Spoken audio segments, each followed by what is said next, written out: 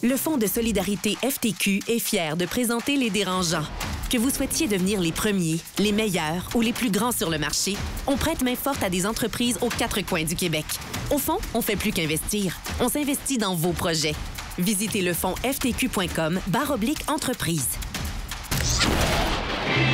Ils font le tour du monde. Signent de gros contrats. Écœurent pas mal de monde. Et nous racontent tout ça.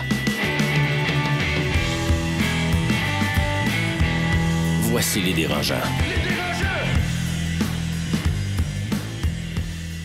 Donc, bonjour à tous, bienvenue à ce nouvel épisode des Dérangeants. Étienne Crevier à l'animation pour cet épisode expert, les experts qui dérangent. Donc, vous connaissez les Dérangeants, c'est quoi? C'est la nouvelle génération des entrepreneurs au Québec. C'est des Dominique Gagnon, c'est des Marie-Josée Richer, c'est des Elisabeth Abatiello, Philippe Lamarre, Fernel Fleurant. Donc, pour aujourd'hui, je serai seul, accompagné de notre expert dérangeant en immobilier, Patrice Groslot, que je rejoindrai plus tard pour une entrevue qui a été préenregistrée déjà. Donc, ne soyez pas surpris du changement de ton, de décor, en fait. On est super content de faire ces capsules-là d'experts parce qu'on se rend compte vraiment que dans la communauté entrepreneuriale, il y a beaucoup de solitude. Moi, je me souviens, en fait, j'avais 12 employés dans mon sous-sol, puis ma mère me demandait encore quand est-ce que je me trouvais une vraie job. Donc, j'ai eu la chance, en fait, récemment, j'étais arrivé, en fait, chez mon nettoyeur.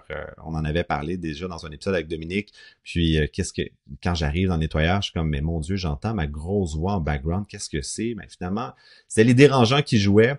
Puis, je me rends compte, finalement, que tout le monde autour de nous, on a beaucoup plus d'entrepreneurs qu'on le pense. C'est pas juste de l'hyper-croissance. C'est pas juste des startups, finalement, qui visent les unicorns et les marchés à 100 millions de dollars. Les entrepreneurs, c'est vraiment ce qui fait la colonne vertébrale du Québec. Puis, on est parfois trop responsable de beaucoup d'aspects de nos business. On a énormément on doit être au courant, 2 coups d'avance sur tout. Et donc, dans un des secteurs que vous savez qui me passionne particulièrement, c'est celui de l'immobilier. Les entreprises, soit qu'on est locataire, soit qu'on est propriétaire, ou comme entrepreneur également, qui arrive un moment où est-ce que on doit diversifier notre capital, on a 95% de notre valeur nette qui est dans nos entreprises, eh bien, l'immobilier représente quand même un véhicule très pertinent. Puis, en fait, moi, c'est vraiment une histoire cocasse. Quand je me suis lancé en immobilier, finalement, j'avais eu une rencontre avec mon banquier chez Desjardins à l'époque, puis j'ai comme compris la mécanique financière derrière l'immobilier. J'ai réalisé que finalement, une hypothèque, une dette, c'était non imposable. En fait, quand tu achètes un bloc immobilier, quand tu achètes une propriété, un actif, tu as des loyers, tu as des locataires, les gens payent, que ce soit du commerce, de l'industriel, du résidentiel, finalement, tu achètes un immeuble qui te coûte, on va dire, 1 million de dollars, tu as une hypothèque de 900 000 dessus, puis cette hypothèque-là est remboursée à chaque mois avec les loyers que tu collectes. Puis là, j'ai été voir mon banquier, puis j'ai dit, mais tu sais, si je veux refinancer, là, combien ça va me coûter d'impôts là-dessus? C'est Étienne, c'est une dette. Tu ressors l'argent qui a payé qui a servi à payer l'hypothèque, et finalement, c'est libre d'impôts. Puis j'ai dit, tu peux t'acheter un bateau avec ça, si tu veux, tu peux t'acheter un chalet, ultimement. Le refinancement d'une propriété est libre d'impôts. Puis quand il a vu mes yeux, j'ai fait, attends, réexplique-moi ça. Puis il dit, OK, 2 secondes, tu as l'air un peu débile, je vais prendre le temps de te raconter étape par étape. Quand tu refinances une propriété immobilière, c'est libre d'impôts et tu peux faire ce que tu veux avec ce capital-là. Il me dit, tu viens de comprendre comment les plus grandes fortunes au monde se sont réalisées. Donc, c'est pas étranger le fait qu'il y a beaucoup de multimillionnaires, de multimilliardaires qui ont fait fortune en immobilier. C'est un des plus vieux métiers du monde de la Grèce antique. Les sénateurs étaient propriétaires terriens. Et donc, c'est très important pour moi de se tenir collé à cette actualité-là, de voir qu'est-ce qui se passe dans le milieu immobilier. Ça l'impacte ultimement le backbone, ça l'impacte la base de l'investissement. Puis, on le sait, je me suis lancé en entrepreneuriat dans le domaine médical, dans le domaine vraiment high-tech, technologique, en génétique. Et j'ai tendance à dire que si je m'étais lancé probablement en immobilier en premier, j'aurais tellement fait des choix différents. Parce que l'immobilier, c'est ce qu'on appelle, on dit business light. C'est léger en termes de stratégie d'entreprise. Tu n'as pas besoin d'avoir une acquisition d'un compétiteur en Allemagne pour t'ouvrir des portes. T'as pas besoin d'aller chercher un spécialiste en bioinformatique à Boston pour le faire émigrer à Montréal, pour ultimement travailler avec lui. C'est l'immobilier, la seule stratégie, c'est fais pas faillite. Et si tu as $1 de cash flow à la fin de l'année, t'es riche, t'es rentable, tout va bien. Il faut juste que tu sois que c'est revenu moins dépenses. Si tu balances, tout fonctionne. Et donc, sans plus tarder, j'ai très hâte, on va rejoindre notre expert en immobilier pour notre entrevue sur, en fait, la loi du 1% sur les investisseurs étrangers. On écoute ça à l'instant. Les dérangeants! Les dérangeants.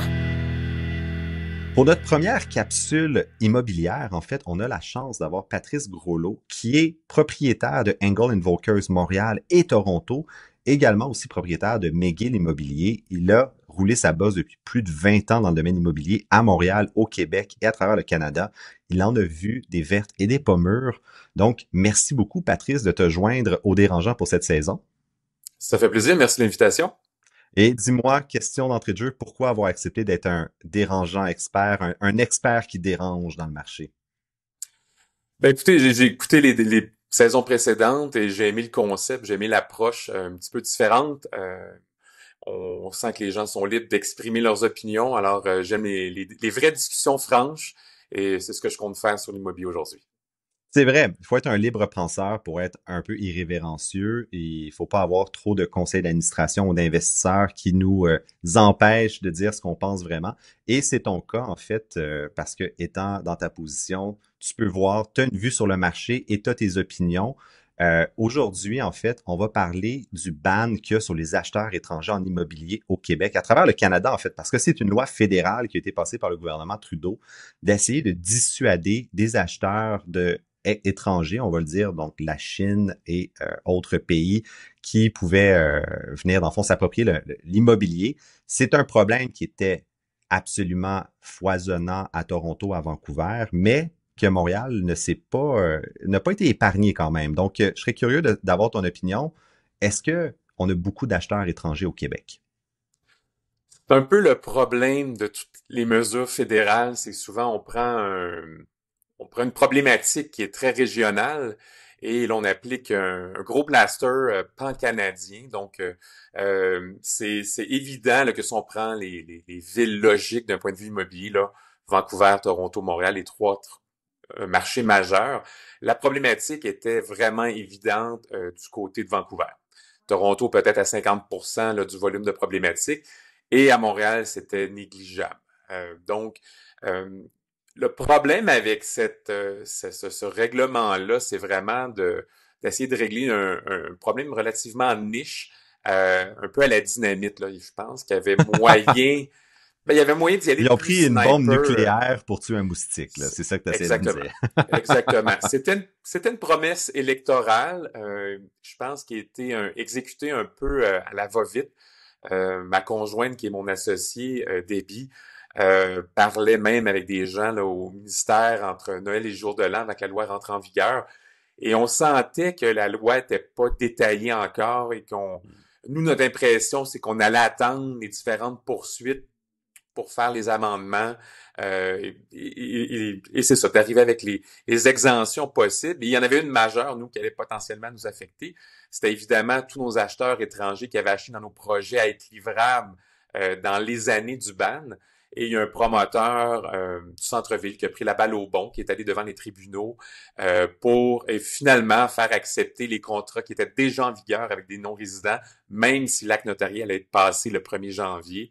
Donc s'il y avait eu un dépôt qui avait été fait, si la personne avait manifesté un intérêt, avait dit « je réserve une unité à être livrée », c'est une clause grand-père finalement.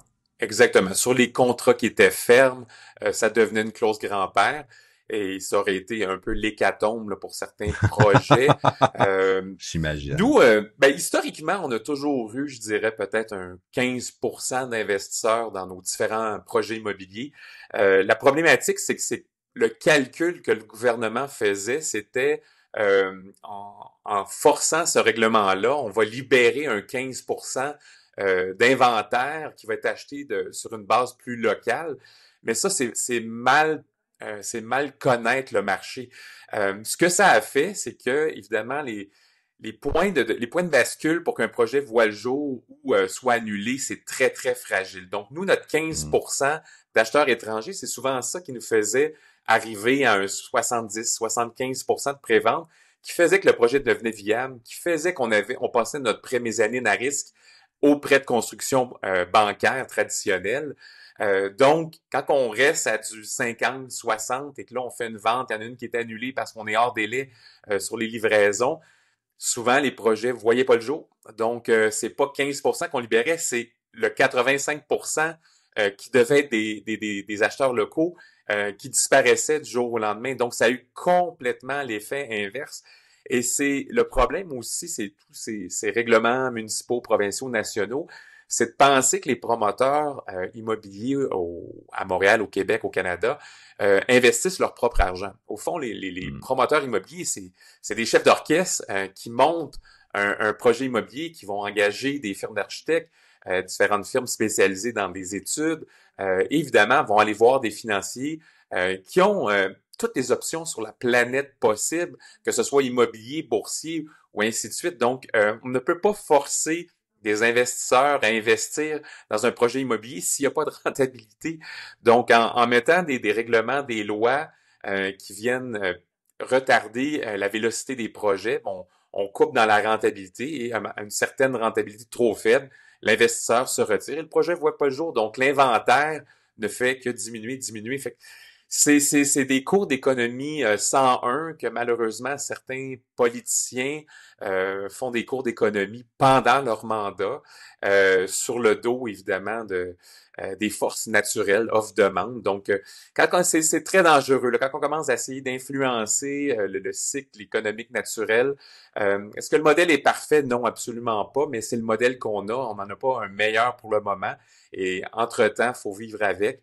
Et je pense que la seule solution, c'est de construire. Il y a une pénurie de logements. Tu sais, la il y a une SCHL pénurie. l'avait dit, c'est 300 000 logements par année qu'il faut pour les 20 prochaines années.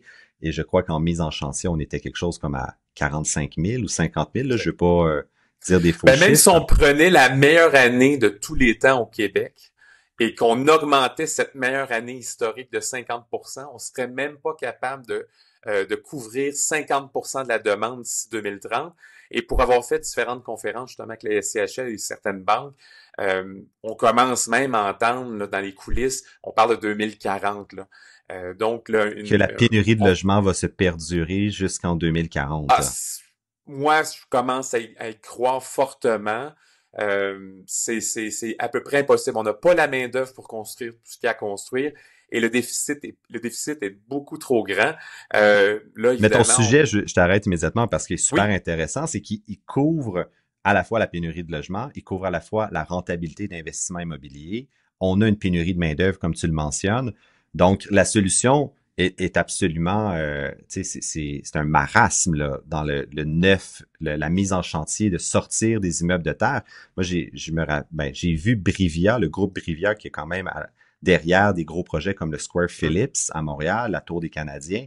Et là, ils viennent d'annuler. Ils ont creusé le trou pour le Square Phillips numéro 3, je crois, phase 2 ou phase 3, et ils l'ont annulé. Il dit non, c'est juste en ce moment à 8% de taux d'intérêt, c'est plus rentable, on le sort pas, on attend.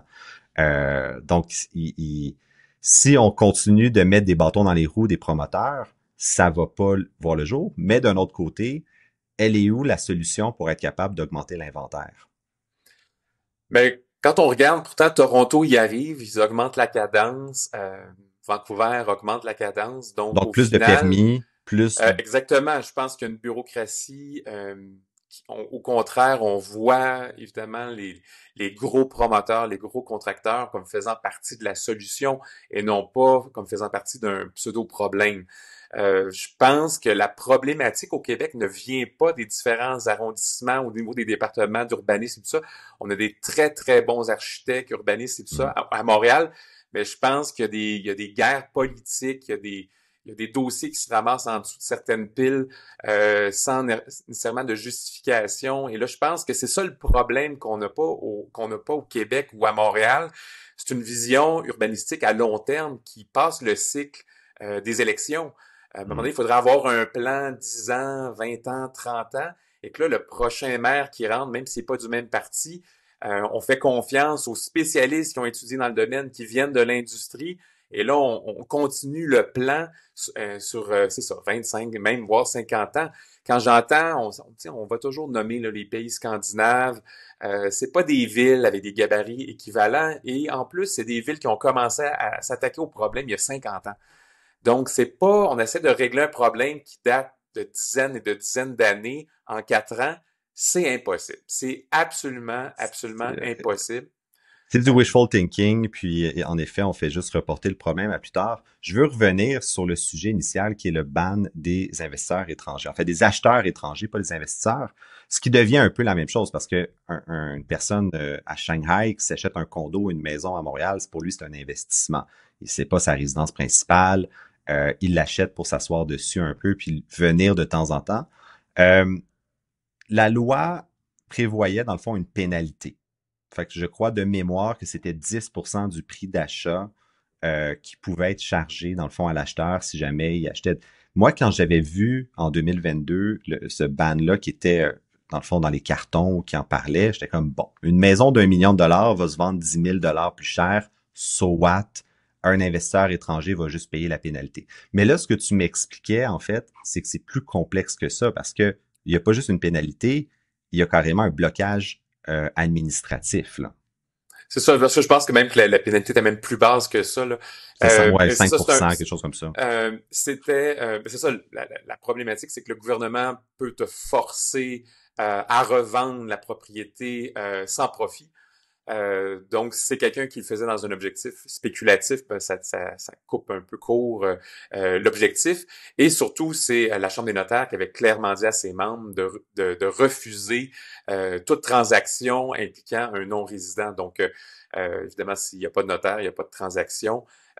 Donc, c'est impossible, c'est absolument impossible d'acheter pour un non-résident actuellement.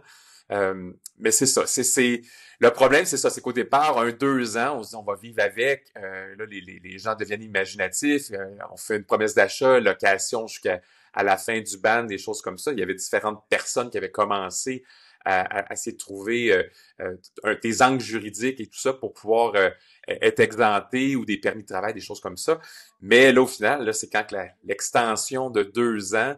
C'est quand même unique, hein? Même sur la planète, là, pendant qu'on entend là, le Portugal, la Grèce, Dubaï, qui attirent les acheteurs étrangers, des exemptions de taxes, nous, on va complètement à l'inverse. Je pense que seulement dans l'histoire, la Nouvelle-Zélande et l'Australie qui avaient fait quelque chose de similaire dans le passé. Moi, ce que je vois, c'est ce que les gens oublient avec un ban comme ça, c'est que moi, je voyage en lien avec l'immobilier. Golden Close, on est un petit peu partout dans le monde. Et quand je parle à des gens chez nous, pourtant avec qui j'ai des communications assez régulières et qui voient nos différents posts sur le sujet, on entend souvent qu'on a de l'air un peu raciste parce que ça a pas, les gens n'ont pas toutes les nuances carrément, ben oui. que nous on reçoit. C'est vraiment, on entend que on ne veut pas d'étrangers au Canada. Donc c'est le brand du Canada, c'est le brand du Québec, c'est le brand de Montréal qui est affecté. Moi, si demain matin, je suis un propriétaire d'une multinationale, puis je cherche un siège social à ouvrir en Amérique, et que là, tout d'un coup, j'arrive à Montréal, mais que mes cadres ne pourront pas acheter d'immobilier avant d'avoir des revenus déclarés pendant tant d'années, ils vont être obligés d'être en location, puis qu'on m'envoie un message que les étrangers ne sont pas les bienvenus. Je me revire de bord puis je vais dans une autre ville parce qu'on est en compétition avec toutes les grandes villes nord-américaines. Donc, je pense que le calcul n'a pas été fait au-delà de juste le calcul de la rentabilité. Et je pouvais comprendre en bas de 500 000 dans ce qu'on pourrait qualifier d'entrée de gamme budgétaire immobilier. Mais quand on parle d'un acheteur, un milliardaire qui arrive, qui va acheter une maison de 20 millions sur la montagne, en quoi de l'empêcher d'acheter une ça maison va pas de 20 millions. bloquer le marché local, là, tu sais, exactement. Ça libère pas de l'entrée de gamme du tout. Et souvent aussi, ce milliardaire-là va arriver, va dépenser localement, va investir dans des entreprises. Je pense qu'on aurait pu mettre ce que tu décrivais tantôt. Si c'était quelqu'un qui arrivait spéculatif, d'augmenter un taux d'imposition sur ce gain en capital-là, de bannir de façon plus sniper, là, au lieu d'y aller à la dynamite très, très large. Parce que là, à chaque fois que j'entends des gens parler, c'était pour faire telle action, mais faisons un règlement qui vise que cette action-là, au lieu de faire quelque chose d'excessivement large, qui englobe beaucoup trop de marchés, de villes, qui n'avaient pas de problématique de surchauffe et tout ça. Parce que c'est ça. Au final, malheureusement, on va le traîner longtemps, là, cette cicatrice-là, finalement, là, ce que tu me dis, c'est ça. Le brand dommage est fait. Complètement. Et l'affaire aussi, c'est que les acheteurs étrangers pensent que c'est à travers la province, ne savent pas que c'est juste dans les grands centres, ne savent pas que ça ne touche pas le commercial ou d'autres secteurs immobiliers. Ils pensent que c'est vraiment at large pour l'ensemble des produits immobiliers. Donc, encore une fois, oui, on a nous ici les nuances locales. Il y a eu des milliers d'articles écrits sur le sujet, mais quand ça fait le journal majeur à Berlin, à Londres, à Paris, c'est un article. Les acheteurs étrangers sont bannis au Canada et c'est tout, sans toutes les nuances possibles. Donc, c'est ça. Il y a une mauvaise game de PR qui a été jouée par notre gouvernement. De relations gouvernementales, complètement. Exactement. Puis, ce que tu dis dans le commercial me fait penser, en fait, à un cas de figure qui est peut-être très niche, mais une des startups montréalaises qu'on est plus fiers s'appelait Flatbook, qui est devenue Sonder. Sonder, qui a été fondée par Francis Davidson, qui est rendu maintenant une capitalisation boursière de 1,3, 1,4 milliards. C'est un Real Estate Investment Trust aujourd'hui, c'est un REIT. Et leur modèle d'affaires, c'était justement d'aller voir des projets immobiliers et d'acheter 3, 4, 5 unités dans la tour de 100, 150 unités et de faire de la location courte durée, d'être un compétiteur du Airbnb. Mais ça, c'est une entreprise étrangère qui achète partout dans le monde. Ils ont des unités au Canada, aux États-Unis, au Mexique, en France, en Angleterre. Et pour moi, c'est un modèle d'affaires de mondialisation. C'est ce que ça permet. Et là, on envoie carrément le message qu'au Canada, on ne veut pas ça. On veut que l'immobilier au Canada appartienne à des Canadiens, à des Québécois dans les grands centres. Ça devient un peu se refermer sur nous-mêmes. On n'est pas open for business, comme on dit. Et ça n'a surtout pas eu l'effet escompté. Ça n'a pas diminué les prix, ça n'a pas augmenté l'inventaire. Mathématiquement, quand on s'attarde aux études après les premiers mois de ce ban-là, ça ne fait absolument pas, ça ne règle pas le problème. Donc, une fois qu'on se rend compte que ça n'atteint pas l'objectif, je ne comprends pas comment on peut arriver à la décision d'extensionner. Je lance une théorie ici, qu'on a fait un calcul politique, que c'est populaire d'un point de vue vote et que c'est la seule raison, parce que pour l'instant, on m'a présenté aucune étude, mais aucune étude, aucun journaliste a sorti un article avec des statistiques qui supportaient que ce ban-là avait atteint son objectif. Aucun. Les dérangeants sont fièrement supportés par le cabinet Blue & Chef Légal. Réflexion juridique, réflexe d'affaires. Communiquez avec nous pour vos besoins en droit des affaires et des technologies. Les dérangeants! Les dérangeants. Puis si je fais l'avocat du diable avec la question dérangeante, qu'est-ce que tu penses justement des unités vides, justement, d'avoir toutes à Montréal, tous les appartements des étudiants étrangers qui retournent dans leur pays, qui vont voir leur famille, d'avoir des maisons à Outremont ou à Westmount qui sont habitées 2 ou 3 mois par année seulement. Ça crée, ça vide les quartiers, il y a plus de vie, il y a plus de gens qui jouent dans les rues. Quand tu passes l'Halloween, il y a personne qui répond à la porte. J'exagère, là, on s'amuse. Mais est-ce qu'il y a une solution à garder une vitalité dans les quartiers tout en permettant aux investisseurs étrangers d'acheter? C'est une bonne question. En même temps, il y a une différence entre vraiment je pense, le condo spéculatif, les fameux Black Tower qu'on voyait à Vancouver, qu'on arrive le soir, puis il n'y a aucune lumière et tout ça, que là, tu vois clairement qu'il y a personne qui habite là et tout ça. Versus une résidence secondaire où quelqu'un vient quelques semaines, mois par année. En même temps, on va se dire les vraies affaires. Au Québec, le taux d'occupation d'une résidence secondaire, c'est 30 jours par année. Là. C'est la stat. Donc, de la même façon, on pourrait dire à quoi ça sert d'avoir des chalets qui sont occupés juste 30 jours par année.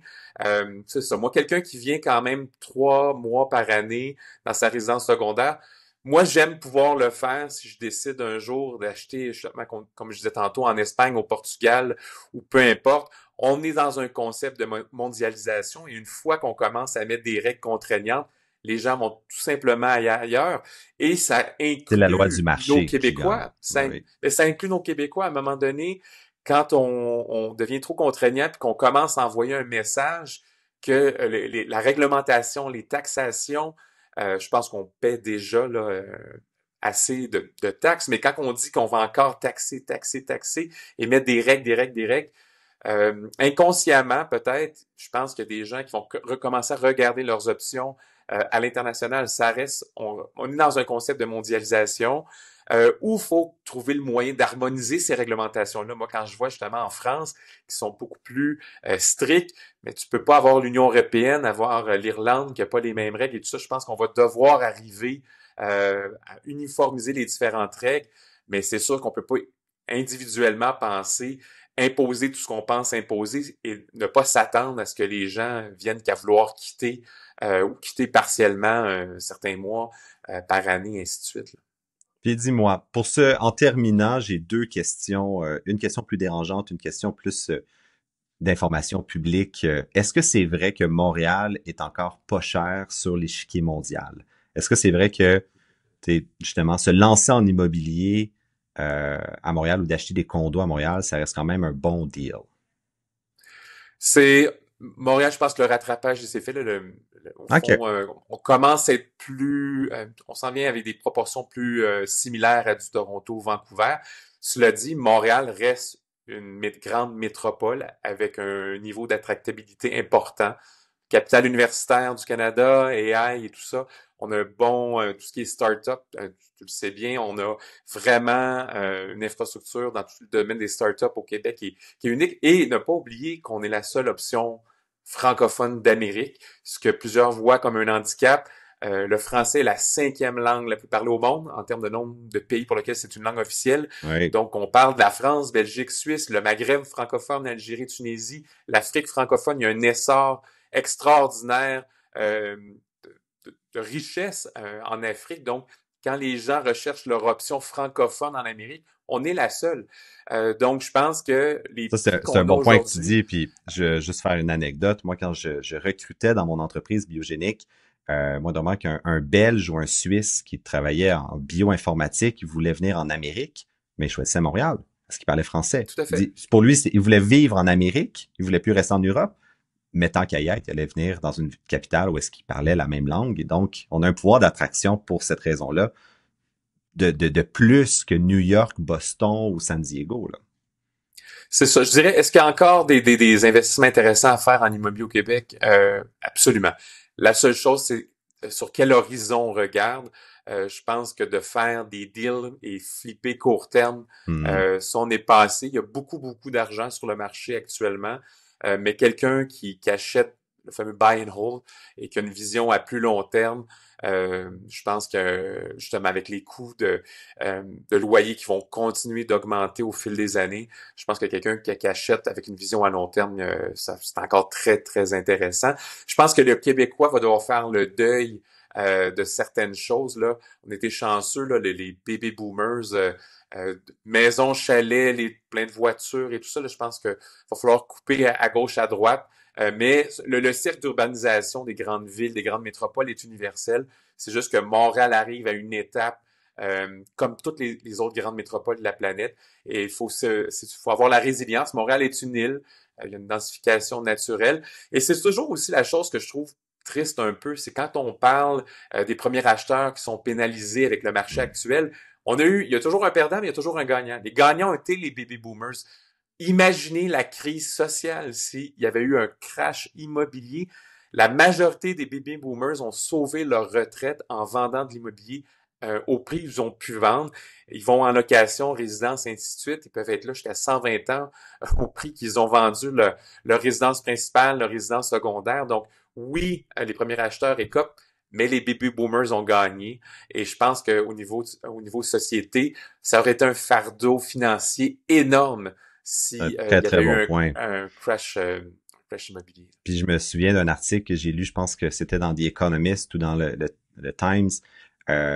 C'était un gars qui disait je suis pas capable d'acheter une première demeure, j'ai 32 ans, j'aurai pas la même qualité de vie que mes parents, je suis pas capable d'y arriver.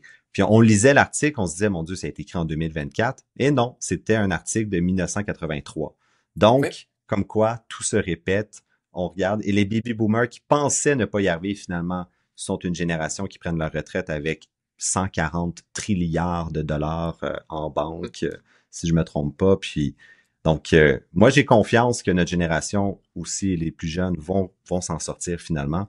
Mais Ouais. c'est, comme tu dis, c'est une bonne nouvelle que les baby boomers n'ont pas crashé, qu'il n'a pas fallu justement sauver cette génération-là avec des mesures sociales et des aides au logement, au moins. Et ce capital-là va revenir aussi, va être remis dans le marché pour les prochaines Exact. Mais générations. c'est le plus gros transfert successoral dans l'histoire du Québec.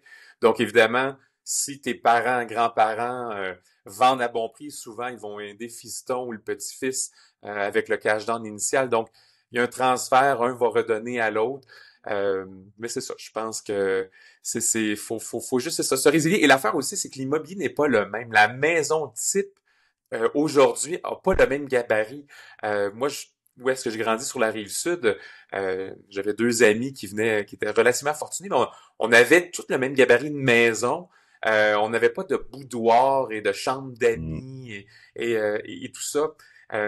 C'est particulier le format des maisons. Donc, quand on regarde la hausse des prix, il faut regarder aussi la hausse du format. Si les maisons sont 3 fois plus grandes, elles coûtent 3 fois plus cher à construire.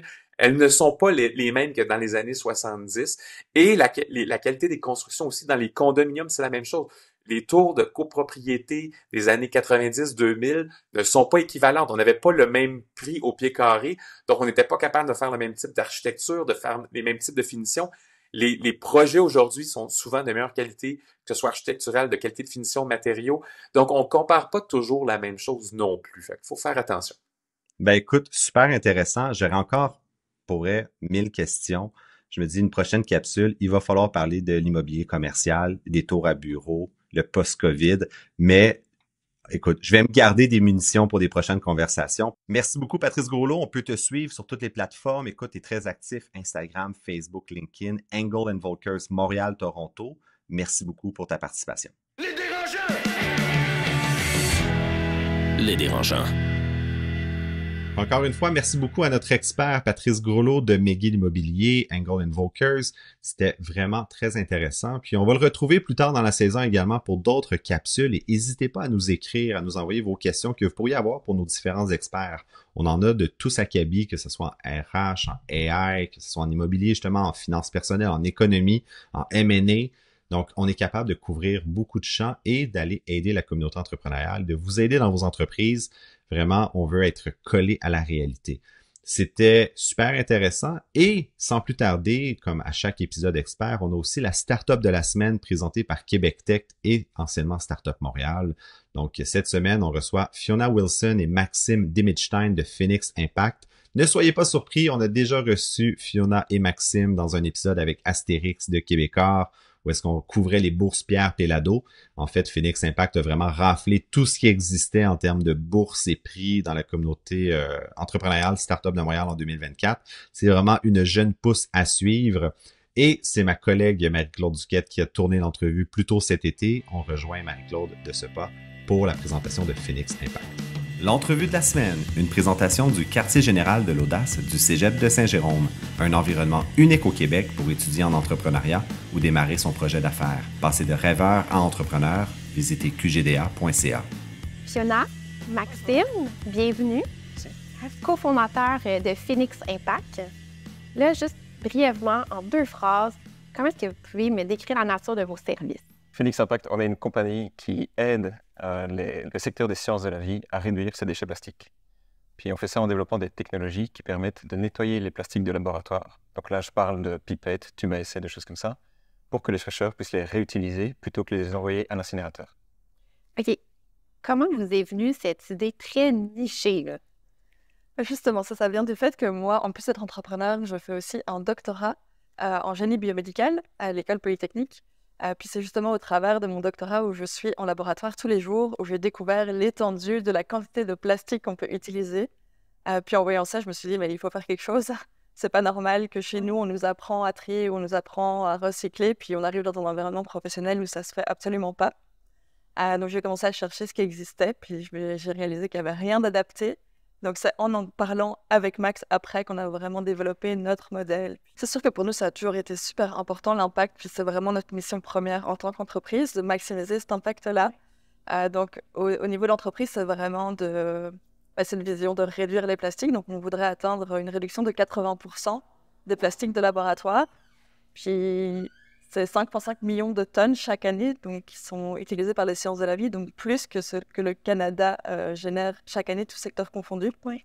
Donc, arriver à réduire 80% de ça, c'est déjà... Puis, mettons, pour une personne comme moi qui ne s'y connaît pas, brièvement, comment est-ce qu'on peut faire ça, atteindre, c'est quelle technologie qu'on peut utiliser pour venir réduire cette consommation-là de plastique ou la réutiliser? Puis, dans le fond, c'est aussi de l'économie circulaire. Ouais.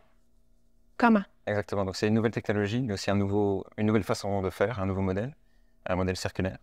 Donc, au niveau de la technologie, on a développé des solutions de nettoyage qui sont propres, qui sont respectueuses de l'environnement, fabriquées à partir de produits biosourcés, puis qui permettent de s'attaquer à la plupart des contaminants utilisés en recherche. On a aussi développé tout un procédé de nettoyage, donc une série d'étapes, d'une façon d'appliquer notre produit de nettoyage pour nettoyer ces plastiques.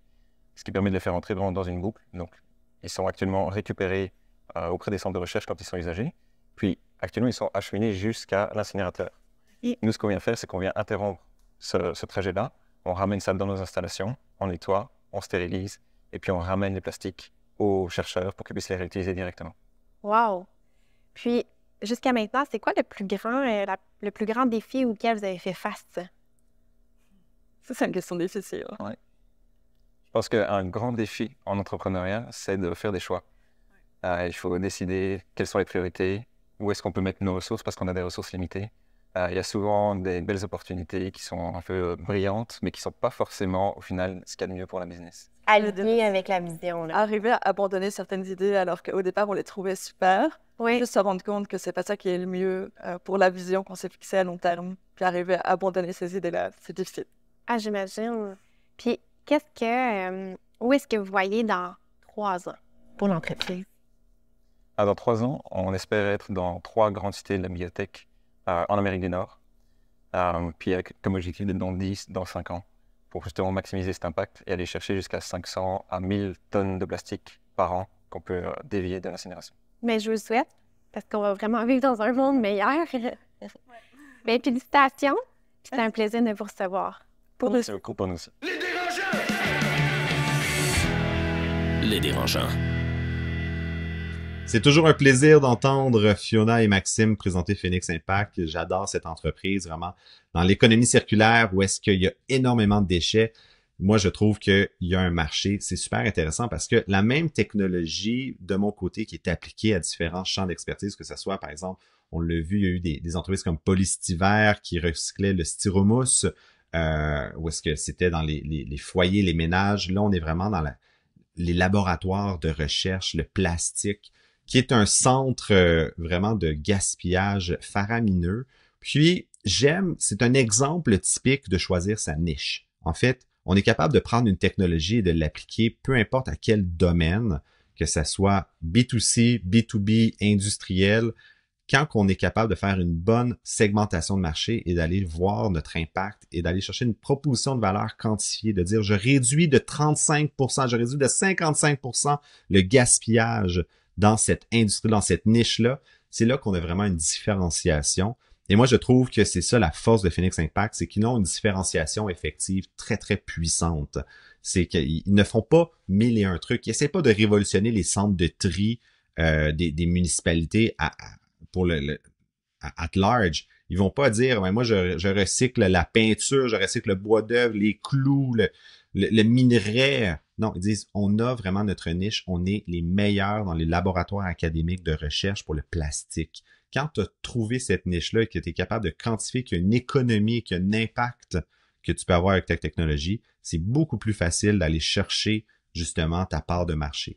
En règle générale, comme je l'ai vécu comme investisseur, on cherche des startups qui sont capables d'aller avoir un 20% de part de marché. Mais 20% de part de marché, tes parts de marché peuvent varier.